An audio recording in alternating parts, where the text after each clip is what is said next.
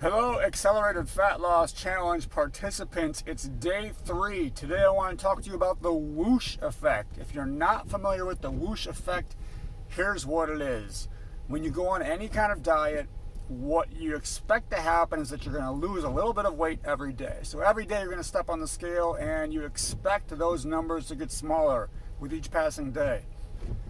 But that doesn't happen, and that can be incredibly frustrating. So what typically happens is you might lose a little bit of weight the first few days, and then your weight will just stay the same for up to 7 to 14 days in a row.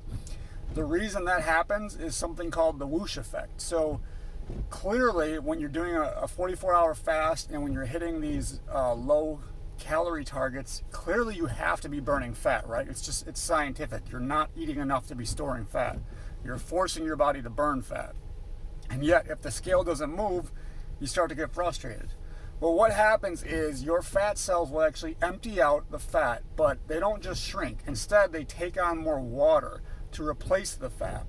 So what happens is you lose the fat and you actually start holding more water. And that's the reason why the scale weight starts to plateau after the first few days on any diet.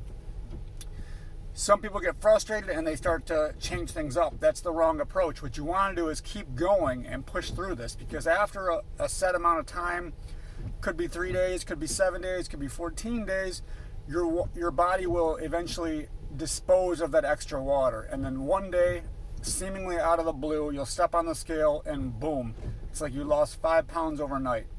So that's the Whoosh effect. That's what's happening. That's what you should expect and what you should plan for. So from here on out, we like to see the scale moving down every single day, but if it's not, then the Whoosh effect explains why. Hope that helps.